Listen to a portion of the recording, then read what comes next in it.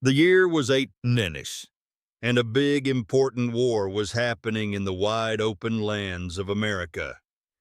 People called it the Great Sioux War. It wasn't a war with clear lines or big armies standing face to face all the time.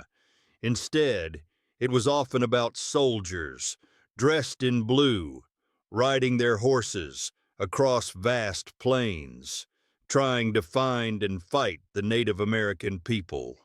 These were the Lakota Sioux and Cheyenne, who loved their land and wanted to live there in peace, as they always had. The soldiers believed they needed to make the Native Americans move to special places called reservations. But the Native Americans, especially strong leaders like Crazy Horse, didn't want to leave their homes or change their ways. They felt the land was theirs, given to them by the Great Spirit, and they would fight to protect it. So, day after day, the sound of hoofbeats filled the air as soldiers relentlessly chased the Native Americans. Sometimes, the soldiers would find a village and a fight would break out. Other times, the Native Americans would cleverly hide, moving like shadows across the land they knew so well.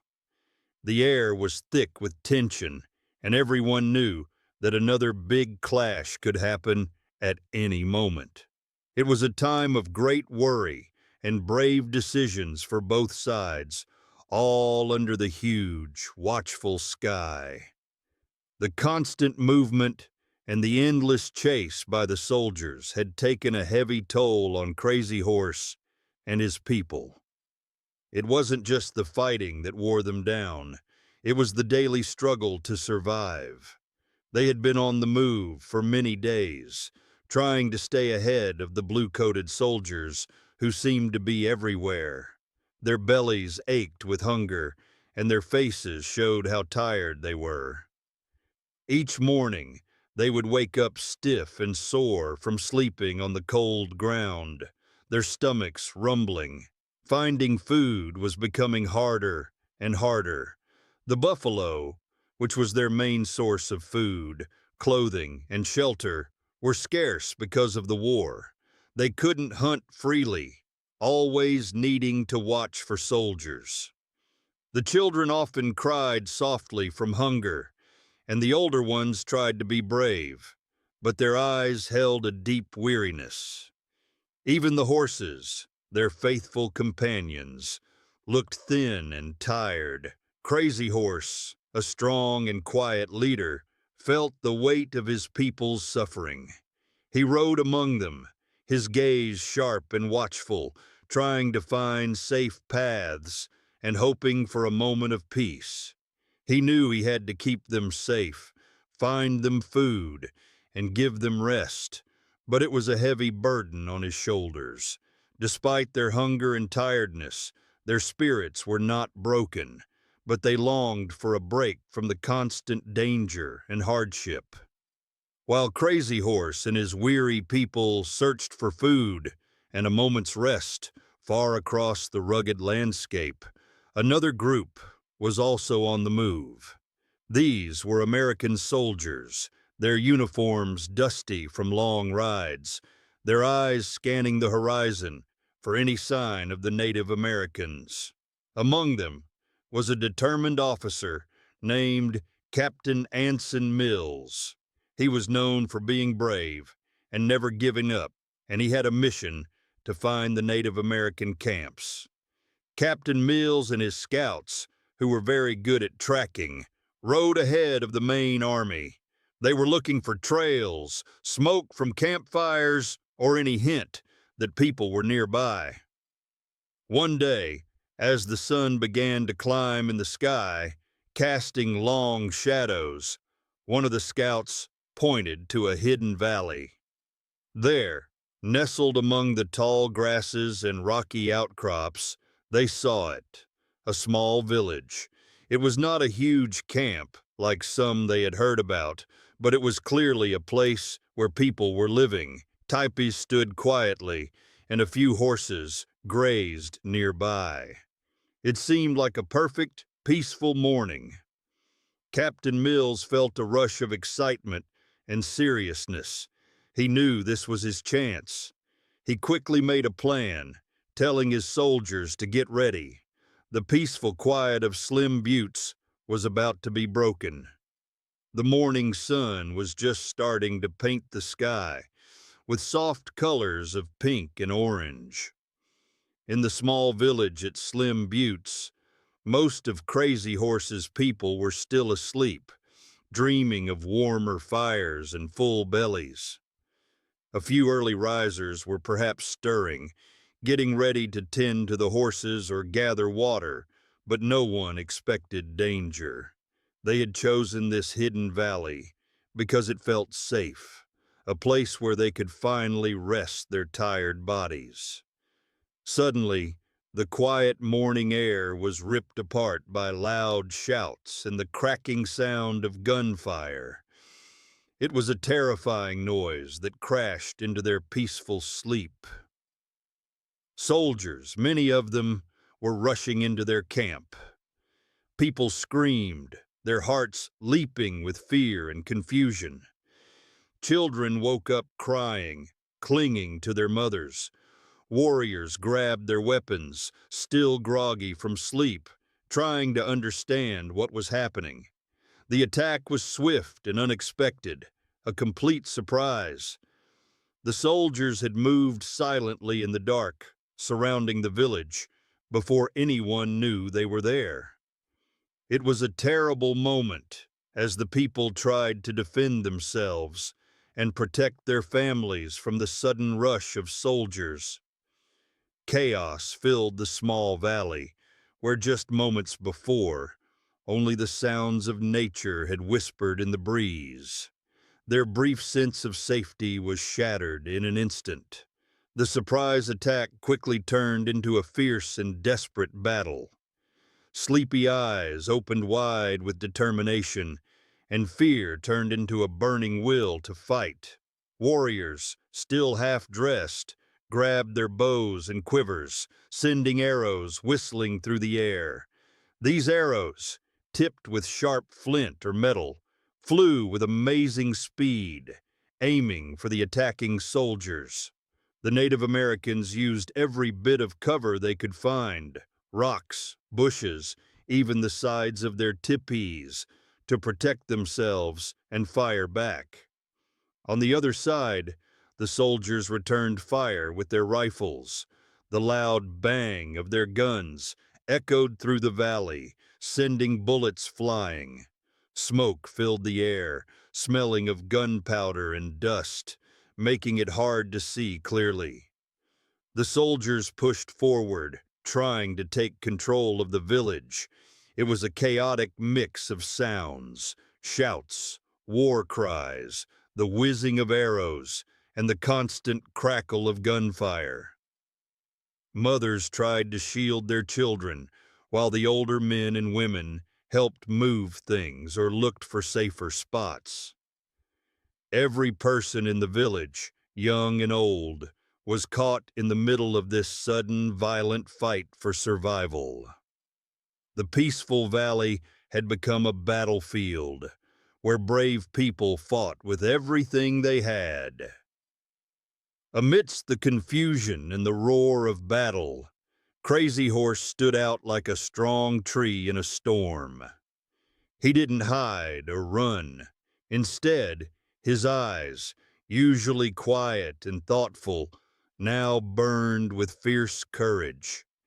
He knew that staying and fighting in the open was too dangerous for his people, especially the women, children, and elders. His main goal was to get them to safety. With powerful shouts and clear hand signals, Crazy Horse began to organize the escape. He rode his horse fearlessly, weaving through the flying arrows and bullets, putting himself in harm's way to draw the soldiers' attention. He pointed to a narrow pass, a path leading out of the valley and into the hills, urging his people to follow. Warriors who were still able to fight rallied around him, creating a shield to protect those trying to flee. They fired arrows and used their bodies to hold back the charging soldiers, buying precious moments for their families. Crazy Horse was everywhere at once, encouraging, directing, and fighting. His bravery gave hope to his tired and scared people. They saw his unwavering spirit and found strength to push through their fear, scrambling up the rocky path away from the fierce fight. It was a desperate escape, but Crazy Horse's leadership made it possible. Even as Crazy Horse bravely led his people toward escape, the sound of the battle carried far across the plains. Captain Mills's attack had stirred up more than just the Native American village. It had also sent a clear signal to the rest of the waiting army. Not too far away, General George Crook, a very important leader of the soldiers, heard the sounds of the fight. He knew his men were engaged, and they might need help. General Crook was a careful and experienced commander. He quickly gathered his main force, a much larger group of soldiers, and ordered them to ride toward the sounds of the gunfire. Soon, the ground began to tremble with the thunder of many horses' hooves. More blue-uniformed soldiers, carrying their rifles and riding hard, streamed into the valley. Their arrival made the fight even more difficult for the Native Americans. Captain Mills and his men, who had been fighting hard, felt a surge of relief and renewed strength as their comrades joined them. The valley, already a place of chaos, now became even more crowded and dangerous. With General Crook and his soldiers arriving, the Native Americans faced an even bigger challenge. Their brave stand against Captain Mills was now against a much larger force, making Crazy Horse's task of saving his people even more urgent and perilous. Even with Crazy Horse's brave efforts to help his people escape, the ambush at Slim Buttes took a heavy toll. In the rush and chaos of the attack, there was no time to gather their belongings. The soldiers quickly took control of the village, and with it, everything the Native Americans had left. This wasn't just small things, it was their very means of survival. The most painful losses were their food and their horses. Their dried meat, carefully saved for the long journey, was gone. Their cooking tools, their warm blankets, even some of their teepees were left behind. But losing the horses was perhaps the worst. Horses were like family. They were their legs on the plains, carrying them to hunt, to travel, and to escape danger. Without them, traveling became much slower and harder, especially for the elderly and the young children. Many of their ponies were either captured by the soldiers or scattered in the panic, running far away.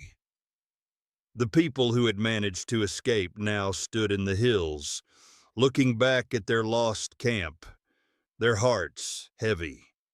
They were not only tired and hungry, but now they were also without their precious supplies and their beloved horses.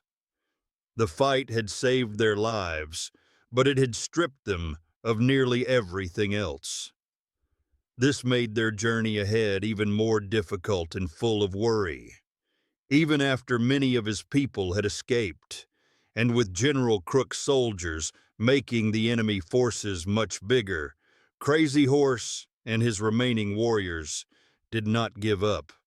They had lost their homes and many precious things, but their spirit to protect each other burned brightly. They knew that the fight was not just about winning. It was about showing courage and giving their families more time to get away. From the hills surrounding the captured village, Crazy Horse and his brave warriors continued to fight.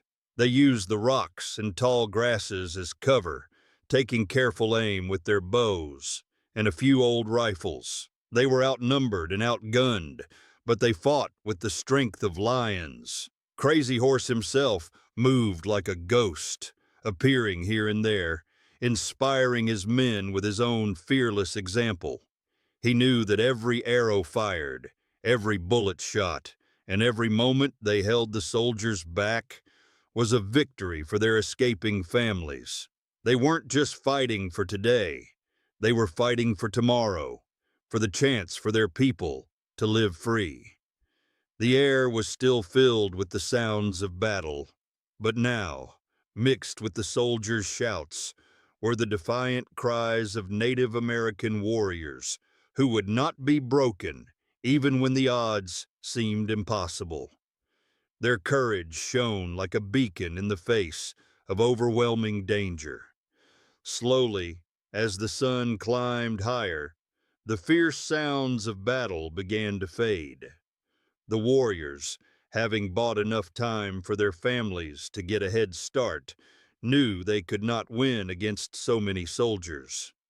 With heavy hearts, Crazy Horse gave the signal, and his remaining fighters began to pull back, disappearing into the vast, wild lands they knew so well. The fighting stopped, but the silence that followed was not one of peace, but of loss and exhaustion. Crazy Horse and his people, now scattered and even more vulnerable, had to keep moving. They had escaped with their lives, which was the most important thing, but they were in a worse state than before. Their bellies still ached with hunger, perhaps even more so now, knowing that their stored food had been left behind. They had lost their warm blankets, their tools, and many of their precious horses. The children shivered, not just from the cold morning air, but from the fear that still lingered in their hearts. Each step was a struggle. Each mile covered a testament to their enduring spirit. They walked away from Slim Buttes, a place that had promised a brief rest, but had instead brought more hardship and sorrow. Their journey was far from over, and the path ahead was long, cold, and uncertain. They were alive, but the cost had been very high. Even though the ambush at Slim Buttes was a difficult and painful experience for Crazy Horse and his people, it showed something very important, how truly strong Crazy Horse was. In that chaotic morning, when everything seemed to be falling apart, he did not lose his head. He didn't just fight. He led, he protected, and he inspired. His quick thinking saved many lives. Instead of letting his people be trapped and defeated, he found a way for them to escape, even while fighting a much larger enemy. His bravery was a shining light in the darkness of the battle. He rode into danger to draw the soldiers away, allowing the women, children, and elders to flee. This wasn't just physical strength. It was the strength of a leader who cared deeply for his people, who put their safety above his own. His warriors saw his courage and found their own, fighting fiercely to buy time. Slim Buttes, though a place of loss, became a powerful story about Crazy Horse's spirit.